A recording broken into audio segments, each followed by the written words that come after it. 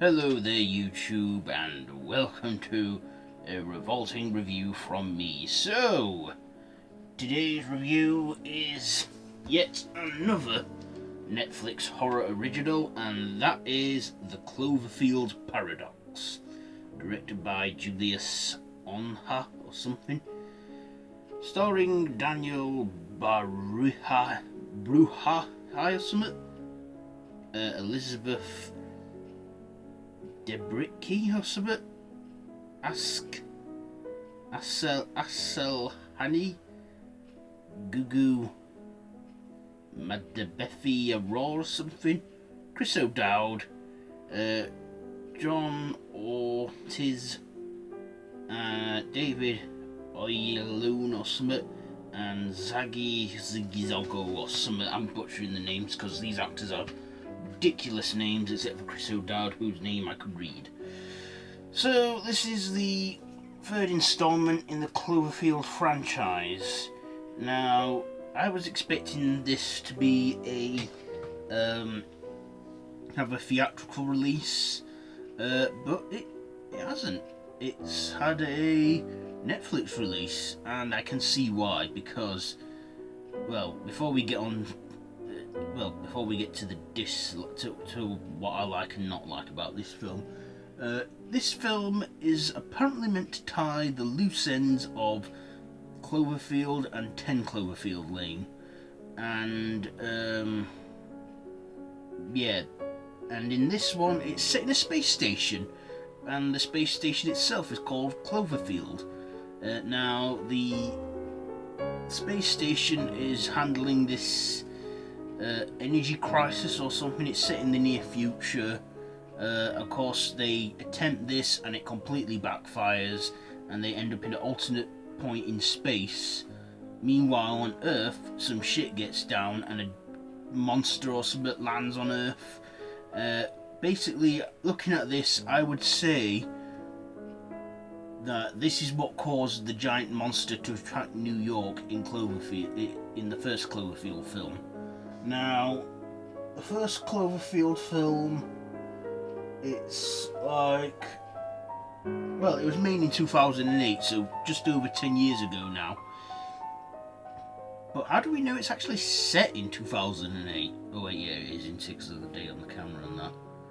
Well, look, my point is, well, mind you, Cloverfield Paradox might be set in around 2008. Either way, I think that's partly the reason why we got a giant monster in New York and aliens out in the countryside and that. So,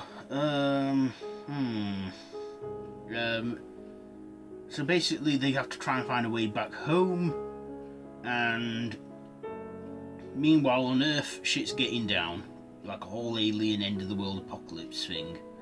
And I think that's what Cloverfield is. It's like an anthology series, an end of the world anthology series. So let's get on to my likes and dislikes. What did I like?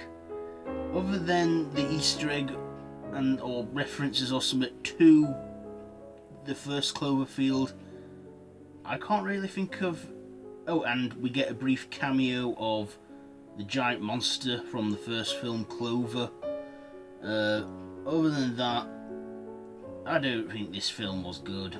It was, I mean, the acting wasn't bad, but, you know, I found this a bit boring, to be honest. In fact, at one point, halfway through this film, I actually got my phone out and looked at it, my phone and stuff, just scrolled down my Facebook or what have you when watching this film, because, yeah, it was just, to me, I just got a little bored with it. I mean, this is like an hour and 40 minutes long, and this isn't the best film. I can tell you that much. The first Cloverfield film was found footage, and it was suspenseful. There was like a giant monster. It was, you know, unsettling and what have you, and found footage. The second Cloverfield, 10 Cloverfield Lane, it was, again, it was one location. It was within the universe of the first Cloverfield film. It was just 3 main actors. It was like claustrophobic, psychological and that and stuff. But other than that, and I mean, I found them too watchable. I mean, the second one did get toned down a bit and had a PG-13 rating.